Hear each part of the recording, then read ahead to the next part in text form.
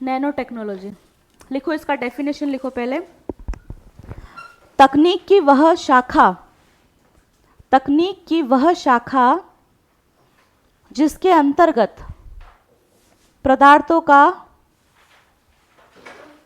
तकनीक की वह शाखा जिसके अंतर्गत पदार्थों का नैनो पैमाने पर अध्ययन किया जाता है।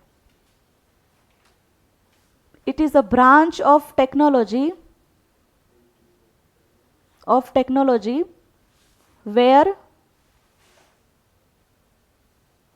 where study can be done on the basis of nanoscale of any atom। देखो नैनो, इससे नाम से पता चलता है कि छोटा, सूक्ष्म, है ना, साइज में छोटा। नैनो टेक्नोलॉजी, नैनो, इसका स्केल कितना होगा?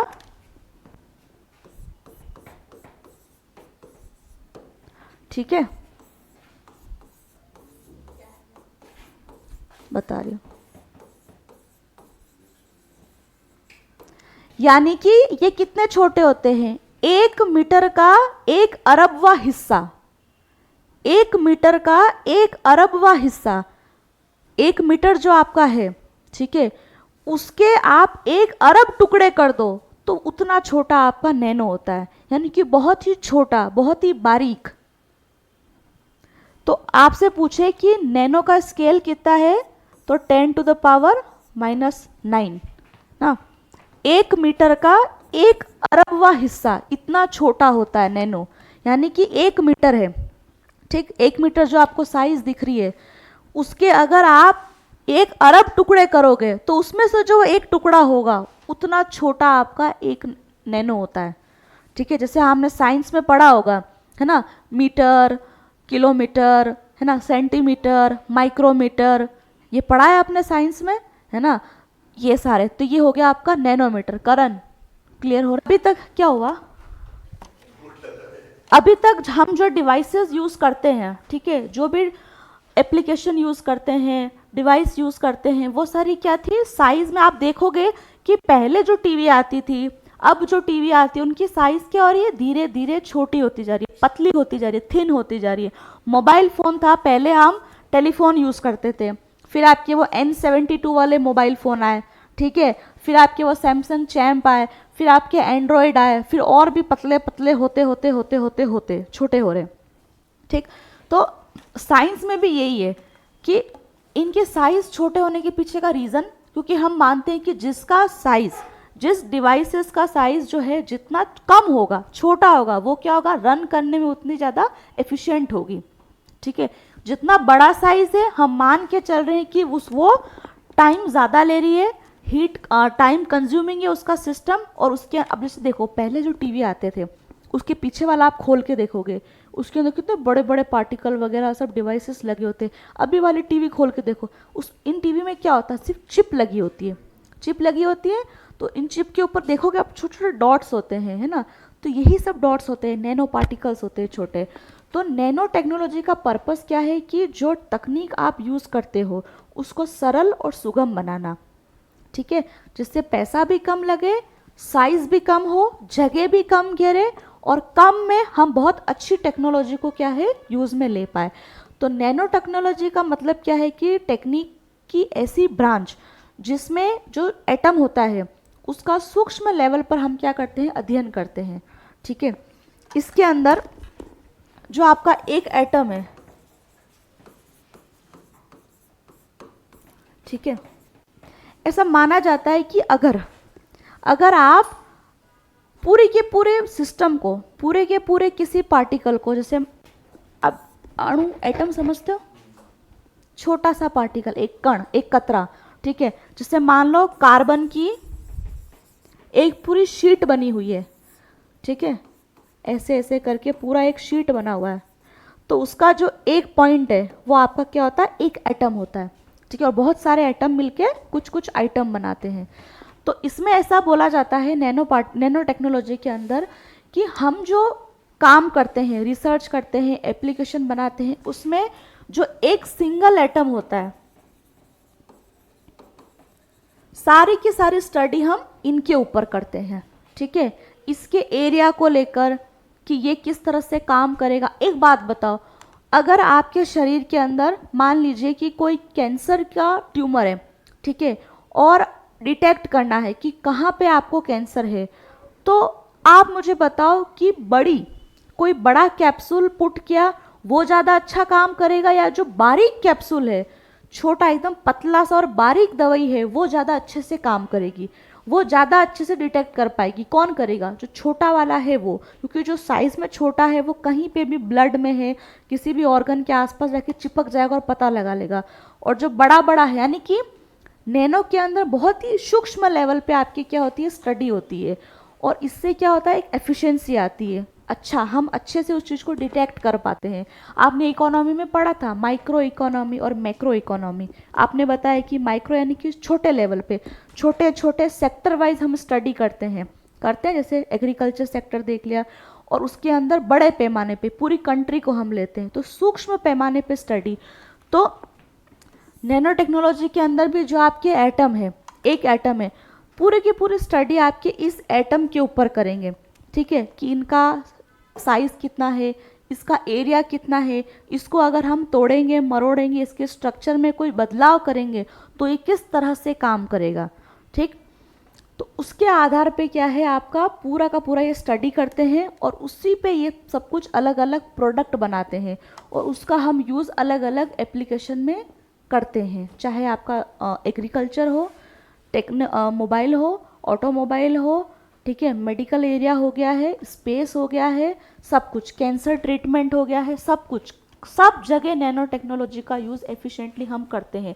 नैनो टेक्नोलॉजी की मदद से टी शर्ट्स भी बन सकते हैं, फुटबॉल भी बन सकती है, शूज़ भी बन सकते हैं, ठीक है, सब कुछ आपका बन सकता है, ठीक। तो ये हुआ आपका नैनो टेक्नोलॉजी की ये होता क्या है, ठीक है। अब इसमें लिखो कि nano items,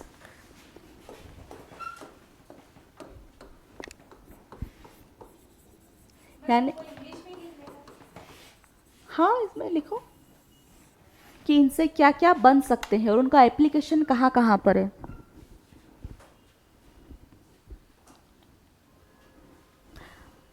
nano technology definition से कि एक ऐसी शाखा जिसमें हम एक एटम का स्टडी, एक अणु की जो अध्ययन है वो हम सूक्ष्म लेवल पर करते हैं, और इनका पावर कितना है, 10⁻⁻⁹ नैनोमीटर, ठीक है। ये हुआ कि छोटे पैमाने पर, छोटे एकदम छोटे स्तर पे हम उसका यूज़ करते हैं। हम बोलते हैं पूरा का पूरा 1 साल की पढ़ाई मेरे को करनी है, तो पहले 1 साल की पढ़ाई करोगे या 1 दिन की पढ़ाई करोगे या 1 घंटे की पढ़ाई पहले करोगे?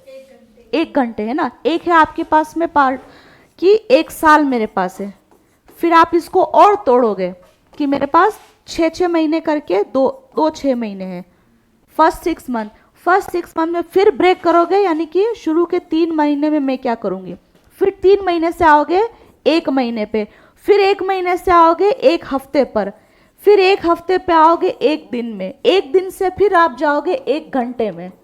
ये समझ आया? तो ये हो गया एकदम स्मॉलेस्ट लेवल पे, सूक्ष्म लेवल पर आप क्या कर रहे हो, पढ़ाई कर रहे हो। 1 साल मेरे को पढ़ना है, पता है, पर अभी 1 घंटे में मेरे को क्या करना है, ये हो गया एकदम स्मॉलेस्ट लेवल पे आप स्टडी कर रहे हो। तो ऐसे ही इन पार्टिकल की क्या है, एकदम स्मॉलेस्ट लेवल पे स्टडी की जाती है, उसको यूज़ करने लायक बनाया जाता है, ताकि हमारी और आपकी लाइफ को क्या है, स्मूथ बनाया जा सके। हर जगह बड़े बड़े आपको मोबाइल नहीं ले जा सको। आगे वाले समय में बोला जा रहा है कि ये जो मोबाइल हम यूज़ करते हैं, ये साइज़ है, इससे भी बड़ा साइज़ है। अब बोल रहे हैं कि एक ऐसा चिप आ जाएगा जो हाथ के अंदर इंसर्ट हो जाएगा, यही आपका फ़ोन है, यही आपका इंटरनेट है। तो ये सब किसकी मदद से होगा कि जब हम उसकी साइज़ को कॉम्पैक्ट करते जाएंगे।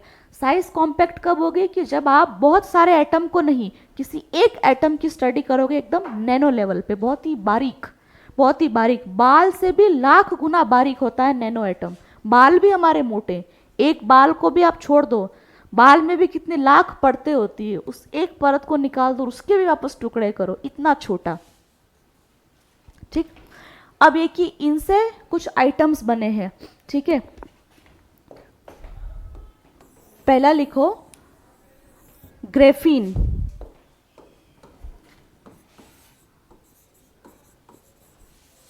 ग्रेफीन।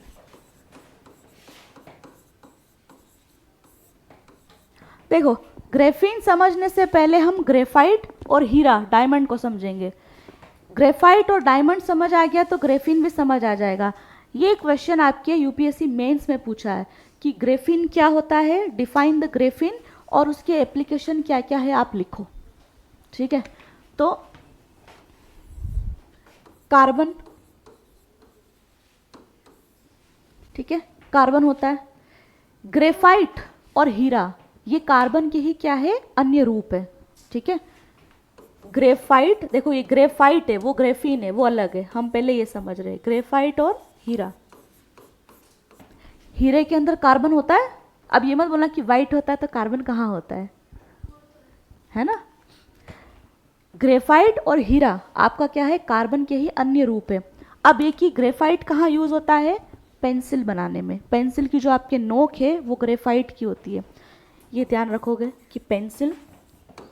और दूसरे जो लुब्रिकेंट होते हैं, लुब्रिकेंट क्या हो गए आपके, इंडस्ट्री के अंदर जो मशीन को स्मूथ बनाने के लिए जो तेल इंसर्ट किया जाता है ताकि जंग ना लगे। हम करते हैं हमारे घर के अंदर, सिलाई मशीन में जंग आ जाता है तो ऊपर से तेल डालते हैं, वैसे ही बड़ी बड़ी इंडस्ट्री के अंदर ऐसे लिक्विड का यूज़ किया जाता है जिसको बोलते हैं लुब्रिकेंट बोलते हैं, ताकि आसानी से मशीन जो है आपके रन हो जाए। तो ग्रेफाइट का इस्तेमाल पेंसिल बनाने में है, लुब्रिकेंट बनाने में आपका होगा, ठीक। इसके अलावा हीरा, हीरा भी आपके क्या है, कार्बन का ही एक अलग रूप है। हीरा किस लिए यूज होता है आपको पता है, एक तो ज्वेलरी में और दूसरा कटिंग इंडस्ट्री में। हीरे को काटने के लिए यूज किया जाता है। किसी भी कांच वाले की दुकान पे जाना, आप कोई कांच पसंद करते हो, ठीक है, उनके पास में एक टूल होता है, एक नाइफ होता है, उस नाइफ के टिप पे हीरा लगा हुआ होता है और उससे वो कट करते हैं कांच को। कांच हीरे से कट किया जाता है। जाना किसी दुकान पे, आप देखना, जैसे मान लीजिए बड़ा कांच है, आपको चाहिए कि भाई मेरे को तो छोटा कांच चाहिए, घर में लगाना, इसको कट कर दो। एक इतना लंबा एक पेंसिल टाइप से टूल होता है और आगे एक नोक लगी होती है राउंड शेप में, वो डायमंड होता है। डायमंड, और वो पूरे के पूरे इतने मोटे कांच को भी वो काट देगा डायमंड। तो हीरे का यूज होगा आपका कटिंग इंडस्ट्री में। ग्लास, ठीक है। तो ग्रेफाइट और हीरा क्या है, आपके कार्बन के ही अन्य रूप है, ठीक है। दोनों में ही आपकी कार्बन मौजूद होता है, दोनों क्या है, कार्बन के अन्य रूप है। ये हो गए कि इनका एप्लीकेशन क्या है। दूसरा आपको ध्यान रखना है कि ग्रेफाइट के अंदर, आपने साइंस में पढ़ा होगा क्लास में, कि एक कार्बन 4 कार्बन से जुड़ा होता है, या एक कार्बन का टुकड़ा एटम 3 एटम से जुड़ा होता है। इनको बॉन्ड बोलते हैं, केमिस्ट्री में पढ़ा होगा। बॉन्ड, एक कार्बन दूसरे, एक एटम, कार्बन का एक एटम दूसरे एटम से कनेक्ट होता है, किसकी मदद से, बॉन्ड, ठीक है, हमने केमिस्ट्री में पढ़ा है ना, अलग अलग टाइप्स के बॉन्ड होते हैं। तो आपको हीरे में ध्यान रखना है कि हीरे के अंदर कार्बन का एक एटम कितने, 4 एटम से जुड़ा होता है। और यही कारण है कि हीरा बहुत स्ट्रांग होता है, एकदम सॉलिड होता है, हार्ड होता है, टूटता नहीं है, कटता नहीं है। रीजन, क्योंकि इनका जो बॉन्डिंग है वो क्या है, एकदम मजबूत है, ठीक है। एक कार्बन के अंदर कितना वैलेंसी होता है, 4। वैलेंसी का मेरा मतलब क्या हो गया कि एक एटम मैक्सिमम कितने अन्य एटम से कनेक्ट हो सकता है, ठीक है। हमने पढ़ा होगा केमिस्ट्री में, ऐसे बनाते थे, याद आया। यानी कि वैलेंसी का मेरा मतलब क्या है कि एक कार्बन का एटम और कितने एटम से कनेक्ट हो सकता है, उसकी कितनी कैपेसिटी है। तो कार्बन की वैलेंसी कितनी होती है आपके, 4, ठीक है। तो अब कि हीरा जो है, आप हीरे के अंदर एक एटम 4 एटम से कनेक्ट होता है, इसी वजह से हीरा आपका क्या है, स्ट्रांग होता है, ठीक।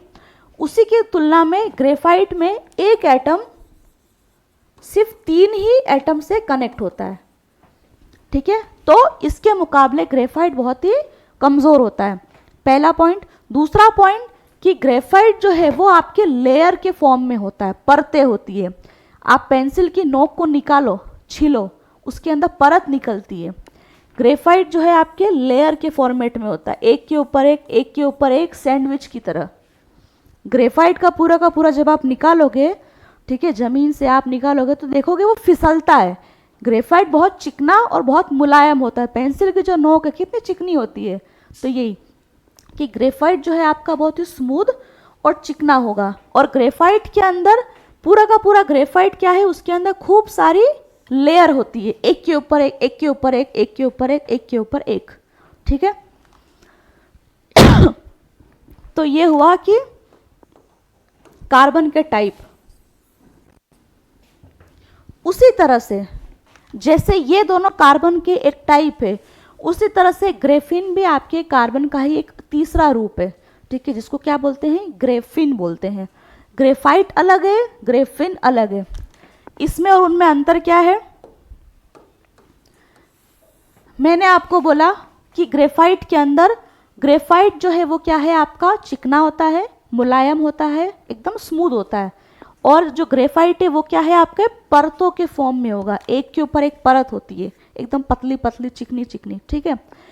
तो ग्रेफाइट आपका कार्बन की बहुत सारी परतों से मिलके बना होता है, बहुत सारी परतों से मिलके। और उसी के कंपैरिजन में ग्रेफिन क्या होता है, कार्बन की सिर्फ एक लेयर, सिंगल लेयर, ये सिर्फ एक लेयर, इसको बोलते हैं ग्रेफिन। और बहुत सारे लेयर जुड़ गई तो वो क्या हो गया आपका, ग्रेफाइट हो गया। तो ग्रेफिन किसको बोलेंगे, वन लेयर्ड कार्बन एलिमेंट। ये भी एक कार्बन का ही टाइप है, यानी कि एक परतीय, एक सतही कार्बन का ये एलिमेंट है। ग्रेफाइट आपका क्या है, बहुत सारी परतों से मिलके बना है। ये मैंने आपको इसको समझाने के लिए पहले समझाया था, ताकि इससे आपको समझने में आसानी हो। ग्रेफिन क्या है, कार्बन का ही एक रूप है। ठीक है। और लुब्रिकेंट, हाँ, इनमें यूज होता है, इस्तेमाल होता है इसका। कटिंग हो गया है, ज्वेलरी इंडस्ट्री है, इन सब में यूज होता है। महंगा स्टोन है ना ये, तो ज्वेलरी है, इन सब में यूज होगा, और कटिंग इंडस्ट्री में यूज होगा। तो ये सब क्या है, कार्बन के। हाँ हाँ हाँ, तो नहीं, मैं बोल रही हूँ प्रकार कि इनकी अन्य, इनको एक अन्य रूप बोल सकते हैं हम। ठीक है। तो उसी तरह से आपका ग्रेफिन हो गया। पूछे कि ग्रेफिन क्या होता है, तो ग्रेफिन बोलोगे कि कार्बन का ही एक रूप है, जिसके अंदर एक लेयर्ड कार्बन एटम की होती है, एक सतह ही होती है सिर्फ। और इसके अंदर क्या है, 1 2 3 4 5 6 7 8, ग्रेफिन के अंदर बहुत सारी परतें होती है। और इसके अंदर बहुत ही पतली सी सिर्फ एक परत होती है। ठीक, एक परत इसके अंदर होगी। तो ये आपके नैनो आइटम्स की नैनो टेक्नोलॉजी की मदद से हम ये प्रोडक्ट बना सके हैं। ठीक है, यानी कि एक पतली सी ऐसी झिल्ली होगी, बहुत ही बारीक। ये तो बहुत बड़ा बड़ा बता रही हूं मैं, एक लेयर सिर्फ। और उसमें क्या होगा, ऐसे बहुत सारे ऊपर, फिर उसके ऊपर, फिर उसके ऊपर, फिर उसके ऊपर। ठीक है, सिर्फ एक लेयर।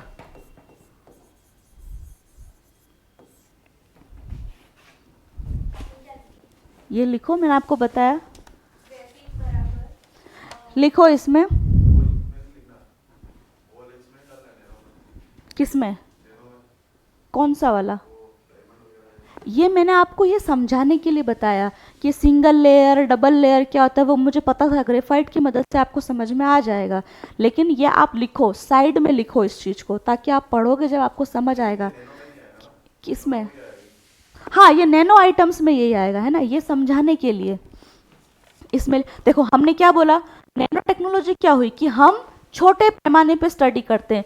तो बड़ा पैमाना तो हो गया आपका ग्रेफाइट, उसका एक लेयर हमने ले ली, तो वो क्या हो जाएगा आपका, नैनो टेक्नोलॉजी की मदद से हमने एक नया प्रोडक्ट बना दिया, जिसको बोलते हैं ग्रेफीन।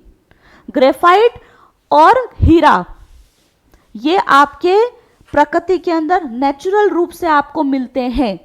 ये ध्यान रखो, नेचुरल रूप से जमीन खोदोगे, ग्रेफाइट की बड़ी बड़ी चट्टानें मिलेगी, हीरे आपको मिलेंगे एज इट इज बने हुए। और ग्रेफीन जो क्या है उसको हमने लेबोरेटरी के अंदर बनाया है, इसलिए ये नैनो टेक्नोलॉजी के अंदर आएगा। ठीक है, हाँ हाँ, एक तो इसको हमने बनाया है लेबोरेटरी के अंदर। ये आपको कहीं भी जमीन में, कहीं भी चट्टान में एज इट इज नहीं मिलेगा, इसको आर्टिफिशियली हमने क्रिएट किया है। हाँ ये, हाँ यस, ये आपका आर्टिफिशियल है। और इसको हमने कैसे बनाया, क्योंकि हमारा दिमाग चल गया था तब तक कि नैनो टेक्नोलॉजी का मतलब है कि कोई भी एटम, उसका एक छोटा सा हिस्सा। तो हमने सोचा क्यों ना, चलो इससे हम, ये तो होता ही है, इसको हम लेबोरेटरी में बैठ के बना देते हैं। ठीक है, तो इसको आर्टिफिशियली रूप से बनाया है। ग्रेफीन आपको कहीं भी खोदने पे, छानने पे नहीं मिलेगा, ये लैब के अंदर बैठ के बनाया है नैनो टेक्नोलॉजी के कंसेप्ट के आधार पे, इसीलिए इसको बोलते हैं नैनो आइटम्स। इनका, इसका यूज कहाँ है ये हम देखेंगे बाद में। इसमें लिख लो पहले कि कार्बन की एक परत जिसे हम ग्रेफीन कहते हैं,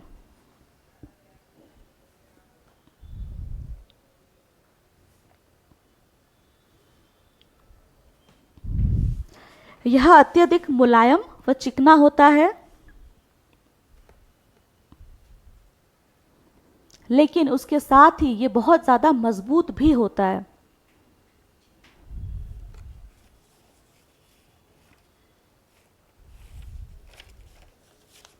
ठीक, अब लिखो कि इसका एप्लीकेशन, इसके उपयोग कहाँ कहाँ होते हैं। आप लिख लो ग्रेफीन में single layered atomic structure is known as graphene.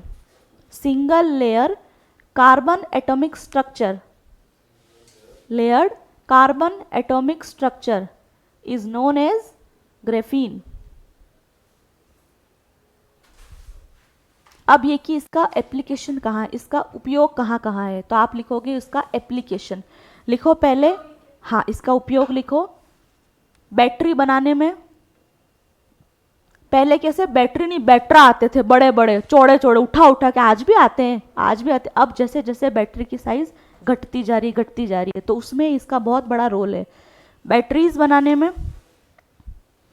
पहला लिखो इलेक्ट्रॉनिक आइटम। इलेक्ट्रॉनिक आइटम में सब कुछ आ गए, मोबाइल, हाँ इलेक्ट्रॉनिक आइटम्स बनाने में मोबाइल हो गए हैं, ठीक है, एसी हो गए हैं, कंप्यूटर हो गए हैं, फ्रिज हो गए हैं, सब कुछ।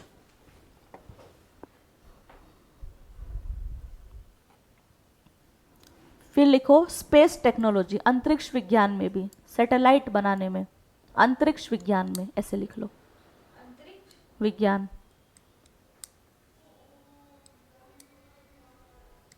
तो ये इसकी एप्लीकेशन है कि इतनी जगह पे ये यूज होता है।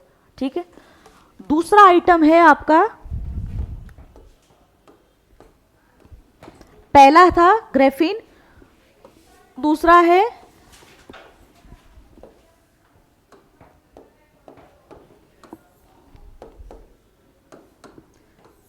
Carbon nano tube. ठीक है, CNT, हिंदी में भी ऐसे लिखो कार्बन नैनो ट्यूब।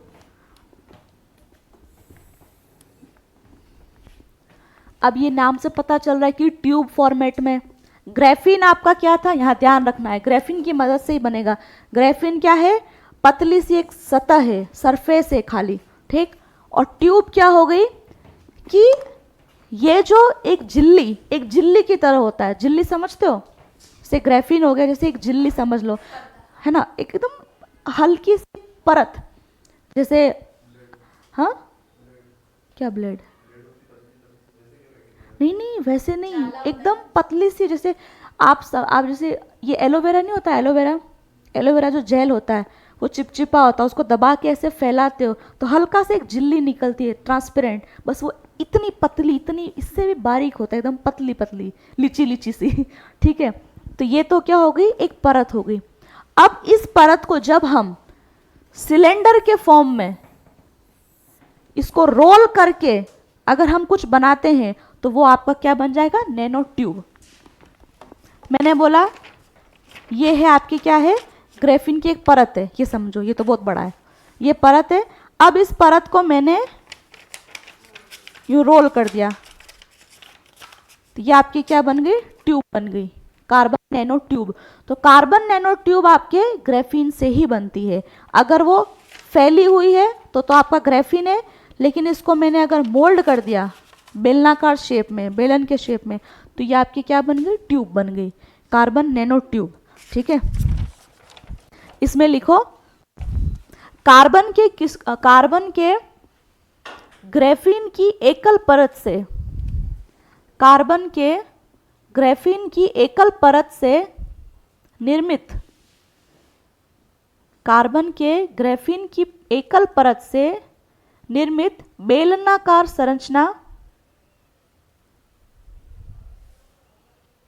जिसका व्यास नैनोमीटर पैमाने पर होता है,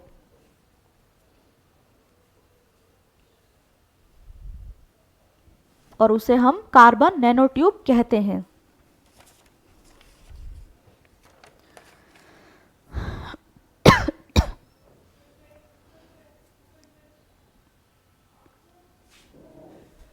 ठीक है, करंट की यूनिट क्या होती है, करंट, ये जो लाइट में करंट दौड़ता है, हाँ, एनर्जी की यूनिट हो जाती है जूल, है ना, किलोवाट। ठीक है, अब बताओ करंट, आई, करंट हमने मैथ साइंस में पढ़ा होगा, एम्पियर, है ना, याद आया। जैसे डिस्टेंस का हो गया आपका मीटर, किलोमीटर, ये हो गया, है ना। उसी तरह से करंट की इकाई क्या है, यूनिट मतलब इकाई, तो उसको क्या बोलेंगे हम, एम्पायर, एम्पियर, सॉरी एम्पायर नहीं है, वोल्ट कुछ नहीं होता है। मैं बात करती हूँ करंट की, ये कहा जाता है, हाँ, वो चेंज्ड फॉर्मेट में, आप अगर उसको चेंज कर देते हो, ठीक है, हाँ, एक बात को आप 10 तरीके से नहीं लिख सकते हो, क्या लिख सकते, नहीं लिख सकते। तो करंट की बेसिक यूनिट आपके है एम, ठीक है,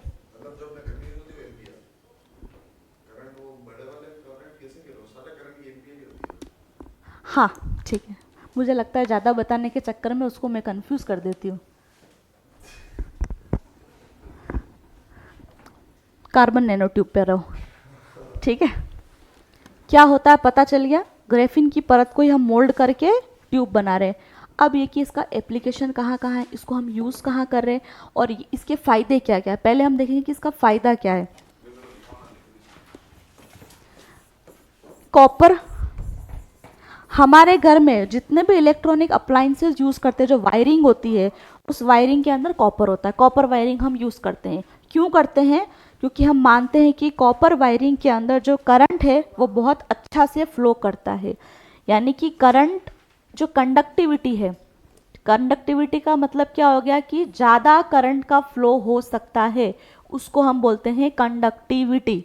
ठीक है, हाँ, यस यस यस, हाँ, ठीक है। तो कार्बन को हम मानते हैं कि अच्छे से उसके अंदर करंट जो क्या है वो फ्लो करता है, गुड कंडक्टर ऑफ करंट हम बोलते हैं ऐसे, ठीक है। इसीलिए हम हर जगह कॉपर के वायर लगाते हैं, एल्यूमिनियम के वायर है या फिर हीरे की इनके वायर हम कभी नहीं लगाते हैं, कॉपर वायरिंग होती है। जो वायर है आपके, वायर है, इस वायर को छीलो, काटो, अंदर कॉपर का वायर मिलेगा। ये तो पता है कि नहीं पता है गौरव, ये वायर लगा हुआ है, इसको काटो, इसको, इसके अंदर से आपको कॉपर का वायर मिलेगा, कॉपर वायरिंग होती है। जब घरों में वायरिंग होती है तब देखना, आज जाना घर पे, कट करना, कॉपर वायर है कि नहीं है देखूंगा मैं। हाँ, यानी कि उसके अंदर क्या है, रोक, हर एलिमेंट के अंदर क्या होता है, अपना एक रेजिस्टेंस होता है। रेजिस्टेंस यानी कि रेजिस्टेंस उसको बोलेंगे कि अगर करंट मेरी तरफ आ रहा है तो मेरी साइड से एक ऑपोजिट फोर्स लगता है जो उसको इस तरफ आने से रोकेगा, ठीक है। तो कॉपर में वो रेजिस्टेंस क्या होता है, कम होता है, जिसकी वजह से करंट का फ्लो बहुत अच्छा होता है। ये रेजिस्टेंस तो आपको हर सब में मिलेगा, हर एलिमेंट में मिलेगा, लेकिन कॉपर में कम होता है, इसलिए हम सबसे अच्छा इसको इलेक्ट्रिसिटी में सबसे अच्छा मानते हैं कि इसको यूज करना चाहिए, ठीक है। लेकिन इससे भी अच्छा, इससे भी एफिशिएंट आपका होता है कार्बन नैनो ट्यूब, ठीक है। मैंने कहा कि रेजिस्टेंस कम होता है लेकिन होता तो है, आज हम यूज कर रहे हैं, अच्छा है, हमें लगता है अच्छा है, लेकिन अगर क्या हो कि इससे भी फास्ट सिस्टम अगर आपके पास आ जाए, तो सीएनटी जो है, कार्बन नैनो ट्यूब है, वो क्या है कि अच्छी कंडक्टर है, किसकी? करंट की, विद्युत करंट की क्या है, ये अच्छे अपवाहक है, अच्छे से उसको अलाउ करते हैं कि आप आओ। हालांकि अभी कॉपर है, लेकिन कॉपर से भी बेस्ट सिस्टम आपका सीएनटी का है। ठीक, तो इसमें लिखो, आप पहला पॉइंट लिखो। क्या पढ़ रहे हैं अभी हम? सीएनटी पढ़ रहे हैं ना। सीएनटी का डेफिनेशन लिखा हमने, अब उसका मैं इसकी खूबियां बता रही हूँ, विशेषताएं लिखो।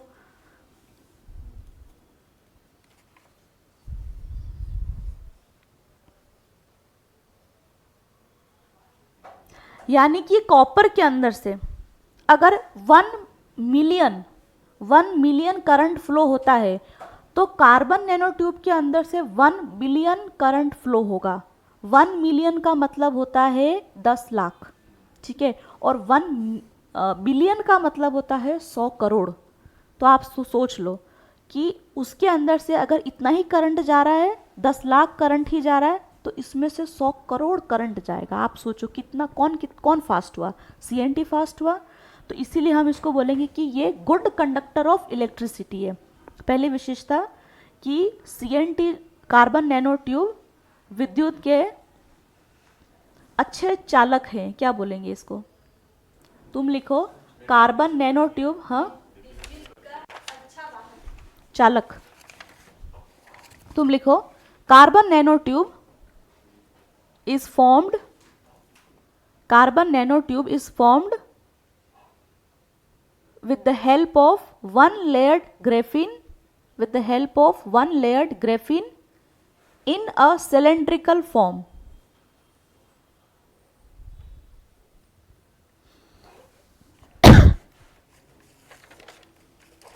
ठीक, ये हो गया डेफिनेशन। फिर इसका एप्लीकेशन, सॉरी, इसका कैरेक्टरिस्टिक उसमें लिखो फर्स्ट कि carbon nano tube is a good conductor of electricity.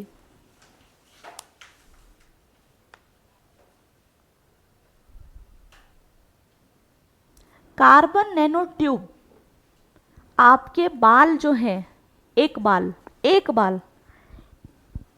बाल का 10,000 आप टुकड़े कर दो, उस एक टुकड़े के बराबर ये ट्यूब होगा। अब ट्यूब का मतलब आप वो लंबा चौड़ा ट्यूब मत समझ जाना, क्योंकि पढ़ते वक्त तो हमें लगता है ट्यूब है तो मतलब कुछ इतना लंबा चौड़ा होगा, अरे इतना लंबा चौड़ा शरीर में ही नहीं जाता है।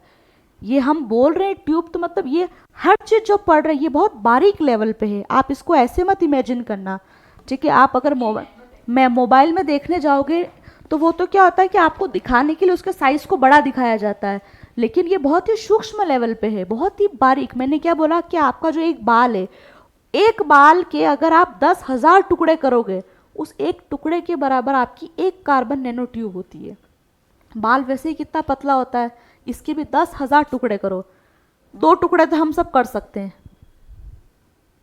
2 मुँहे बाल जब हो जाते हैं, करते हैं ऐसे, नौटंकी किए कभी?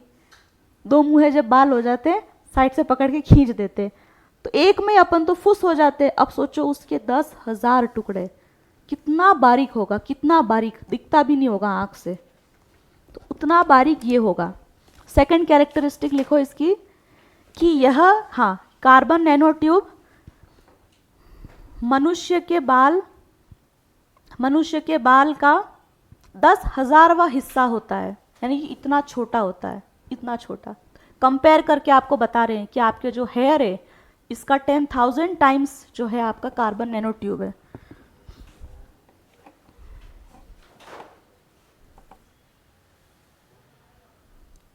अब लिखो कि इसके उपयोग कहाँ है, इसका एप्लीकेशन क्या है। 10,000 times of human hair.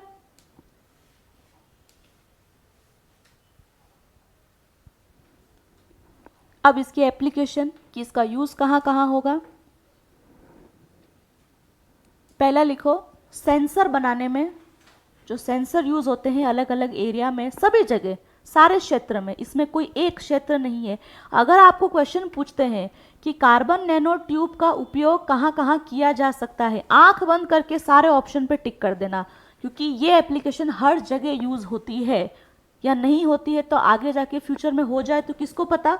Technology तो ऐसी है ना कि उसका यूज़ कहीं भी हो सकता है ना। मैंने बोला कि इलेक्ट्रॉनिक आइटम, तो इलेक्ट्रॉनिक आइटम के अंदर तो सब कुछ आ गया, आपके शेविंग का ट्रिमर से लगा के बड़ी बड़ी इंडस्ट्री के प्लांट तक उसके अंदर आ गए।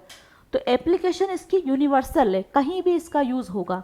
ठीक, पहला लिखो सेंसर बनाने में, दूसरा बैटरी बनाने में। देखो बैटरी बनाने में ग्रेफीन का भी यूज हुआ, इसका भी यूज हुआ। तीसरा लिखो एग्रीकल्चर इंडस्ट्री। चौथा लिखो फूड इंडस्ट्री, कृषि और खाद्य इंडस्ट्री। फिर लिखो मेडिकल क्षेत्र में कैंसर ट्रीटमेंट के लिए।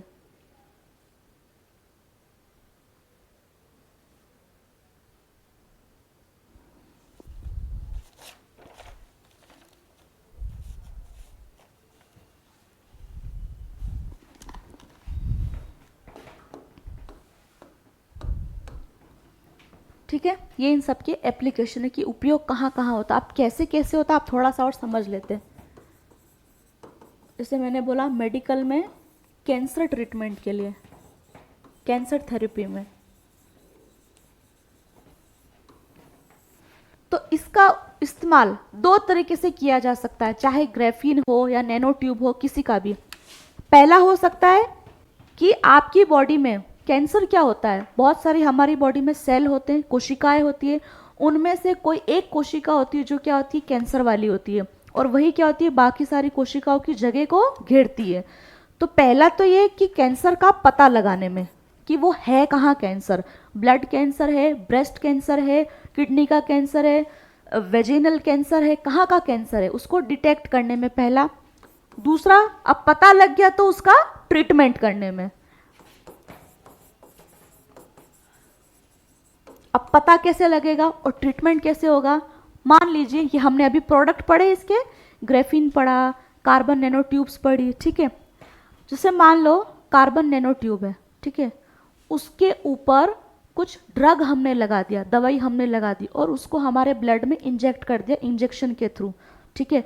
अब वो जो आपकी कार्बन नैनो ट्यूब है वो आपके पूरे बॉडी में मिक्स हो जाएगी और वो साइज में बहुत ही छोटी है, बहुत ही वो छोटी है ना, और वो इजीली उस कैंसर सेल को पता लगाने में वो ज़्यादा क्या होगी, सक्षम होगी, ठीक है। जितनी तैयारी आप सूक्ष्म लेवल पे करोगे आपकी तैयारी उतनी ज़्यादा एफिशिएंट। तो वो कार्बन नैनो ट्यूब है, ठीक है, वो एग्जैक्ट सटीक लोकेशन पे जाके वो क्या करेगी, उस सेल का पता लगा लेगी, और बाहर से हम जो रेडिएशन देते हैं मशीनों के थ्रू तो हमें पता चल जाएगा कि अच्छा इस जगह ट्यूमर है, यहाँ पे है, यहाँ पे है, यहाँ पे, कहाँ पे है, वो पता चल जाएगा, पहला। दूसरा, पता चल गया, अब उसी तरह से हम क्या नैनो टेक्नोलॉजी की मदद से छोटे छोटे कैप्सूल्स बनाएंगे दवाई देने के लिए, और वो भी वापस क्या होंगे, उतने ही एफिशिएंट होंगे कि एग्जैक्ट जगह पे जाके वो क्या करेंगे, उसको हिट करेंगे। ऐसे बहुत, जैसे ये सेल है आपके ब्लड के अंदर, ये पूरा आपका बॉडी है, ये ब्लड है, अब वो कैप्सूल बिल्कुल ऐसे छोटे छोटे बहुत ही बारीक बारीक। अब पता चलेगा कि देखो कैंसर में क्या होगा, आपके बॉडी के अंदर सारी की सारी सेल खराब नहीं होती है, कुछ सेल होती है वो क्या होती है, खराब हो जाती है, वो कैंसर सेल में कन्वर्ट हो जाती है और उनकी वजह से आपको क्या है, कैंसर होगा। और जो अच्छी सेल होती है उनको रिप्लेस करने लगती है आपकी कैंसर वाली सेल। आपने पढ़ा है आपकी बॉडी में RBC, WBC, red blood cell, white blood cell, platelets, है ना, लाल रक्त कोशिकाएं, सफ़ेद कोशिकाएं, है ना, और एक होता है प्लेटिलेट्स जो इन दोनों के अलावा जो आपका पानी होता है अलग से वो, ठीक है। तो मान लीजिए ये आपका शरीर है, अब इसके अंदर ये आपकी रेड ब्लड सेल्स है, ठीक है, ये सारी हेल्दी है, सारी हेल्थ सेल्स क्या है, हेल्दी है। अब एक इसमें से आ गई कोई मनहूस, ठीक है, ये कैंसर वाली है, ठीक। अब क्या होता है, कैंसर सेल की जो एक टेंडेंसी होती है, आदत होती है कि वो क्या करती है, खुद तो खराब होती है, आसपास वाली सेल को भी वो डैमेज करेगा और उनकी जगह घेरेगा। हम बोलते कैंसर फैल रहा है, बोलते कैंसर फैल जाता है इंसान के शरीर में, वो फैलता क्या है, वो सेल फैल रही होती है उसके अंदर। तो ये लोग क्या करेंगे, अच्छी सेल को हटो तुम यहाँ से, हमें बैठने दो यहाँ पे, तो वो धीरे धीरे क्या है पनपेगा। तो इसलिए ये टेक्नोलॉजी की मदद से क्या है कि जो 10 अच्छी सेल में से अगर 2 खराब सेल है, 2 आपकी कैंसर सेल है, उसका पता लगा लेगा ये कार्बन नैनो ट्यूब और ग्रेफीन और नैनो टेक्नोलॉजी की मदद से, और बहुत इजीली। कैंसर का इलाज बहुत मुश्किल है, हमारे इंडिया में तो बहुत ही मुश्किल है, पता ही नहीं चलता है और इलाज हो ही नहीं पाता। क्यों? क्योंकि हमारे यहाँ वैसी टेक्नोलॉजी नहीं है। अगर ये नैनो टेक्नोलॉजी आती है तो कैंसर का बहुत इजीली इलाज होगा। नहीं है, कहाँ है हमारे यहाँ, क्योंकि उनके पास टेक्नोलॉजी है, हमारे पास उतनी टेक्नोलॉजी नहीं है। हमारे यहाँ कैंसर का पेशेंट सिर्फ दिन गिनता है, फर्स्ट स्टेज में, सेकेंड स्टेज में, थर्ड स्टेज में, ठीक है, कि वो बस दवाइयों के सहारे चलता है, लेकिन उसके अंदर कैंसर जड़ से खत्म नहीं होता, नहीं होता है। तो क्या है कि कैंसर का एक मतलब कुछ बीमारियां ऐसी है जिनके इलाज ही नहीं है अच्छे से, जैसे कैंसर हो गया है, HIV एड्स हो गया है, ये कोविड हो गई, क्या सब खतरनाक बीमारियां हैं। इनमें क्या है कि कैंसर का आएगा तो सही, क्या आएगा, उसी के लिए तो हम सब टेक्नोलॉजी डेवलप करते हैं, ताकि, इसीलिए मैं बोल रही हूँ कि टेक्नोलॉजी का एप्लीकेशन हर क्षेत्र में है, ये किसी एक का नहीं है, हर जगह इसका इस्तेमाल होगा, ठीक है। तो हमारे यहाँ पे क्या है कि पेशेंट जो है वो सिर्फ दिन टाइम गिनता है कि भाई पहली स्टेज में है, दूसरी स्टेज में है, जब तक चल रहा है तब तक वो चल रहा होता है, ठीक है। हमारे यहाँ प्रॉपर इसका ट्रीटमेंट नहीं है, नहीं है। बड़े बड़े देशों में इसका इलाज संभव है, यहाँ से हमारे यहाँ जो अच्छे खासे पैसे वाले होते हैं, सोनाली बेंद्रे है, युवराज सिंह है, ये लोग गए थे, इनका ख़त्म हुआ है ना, अभी भी इनको फॉलो करना पड़ता है, लेकिन आज ये बहुत अच्छी कंडीशन में है। लेकिन अगर क्या हो, अगर ऐसी टेक्नोलॉजी आए, है ना, और उससे इलाज आसान हो, हमारे लोगों को भी मिले, तो ये बहुत कंसर्निंग पॉइंट है कि कैंसर है, HIV एड्स, इनका कोई इलाज ही नहीं है, पता ही नहीं चलता है डॉक्टर को। क्यों पता नहीं चलता है? क्योंकि हम उस सेल को डिटेक्ट ही नहीं कर पाते, जिसकी वजह से कैंसर फैल रहा होता है। और इन टेक्नोलॉजी की मदद से हमें आसानी होगी उस सेल को पकड़ने में। अब पता चलता ही नहीं है, दवाई कैसे दोगे, ट्रीटमेंट कैसे होगा, पता ही नहीं चलता है, ठीक है। तो ये कि नैनो टेक्नोलॉजी का इस्तेमाल ये हो गया मेडिकल क्षेत्र में। दूसरा मैंने बोला एग्रीकल्चर में।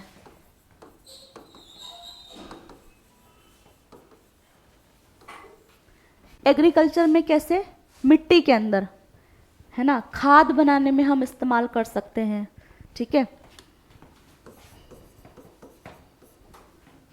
जैसे मान लो कोई ज़मीन है, ठीक है, कोई ज़मीन का टुकड़ा है, वो बंजर पड़ा हुआ है, या फिर वहाँ पे क्या है, जो उर्वरकता है, ठीक है, वो ख़त्म हो चुकी है, उसके अंदर की जो कैपेसिटी है पौधे उगाने की वो कम हो गई है। तो अब हमको क्या करना है, उसको इम्प्रूव करना है ताकि वहाँ पे एग्रीकल्चर हो सके। उसके लिए हम क्या करेंगे, खाद बनाएंगे वैसी। अब ये खाद आपके किससे बनी होगी, एकदम नैनो पार्टिकल्स पे, सूक्ष्म लेवल पे आपकी बनी होगी। तो जब कोई एटम, मुझे बताओ, जैसे ये आपकी मिट्टी है, मिट्टी के कण के बीच में भी गैप होता है, हवा पास होने के लिए, पानी पास होने के लिए होता है, इसीलिए हम मिट्टी को ऊपर नीचे करते रहते हैं, खेतों में, इवन घर में गमलों में भी हम लोग करते हैं। तो ये मान के चलो कि मिट्टी के कण के बीच में भी आपके क्या है, गैप होते हैं, ठीक है। अब मान लो खाद हमने बनाई है, एक खाद हमने बनाई है ट्रेडिशनल स्टाइल में, जिसके कण का साइज जो है वो इतना बड़ा बड़ा होगा। अब ये दिखता नहीं है, वो सब मिट्टी एक जैसी होती है, ठीक है। आप, इसका मतलब ये नहीं कि बड़े बड़े बम के गोले होंगे, नहीं, मैं आपको केमिकल साइज के हिसाब से बता रही हूँ समझने के लिए। और एक नैनो पार्टिकल की मदद से हमने बनाई है जिनका साइज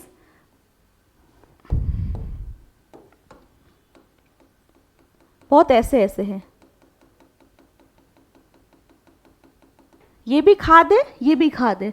अब बताओ आसानी से हर एक छेद में, हर एक परत में कौन सी वाली खाद इजीली जा सकेगी, ये वाली, ये वाली?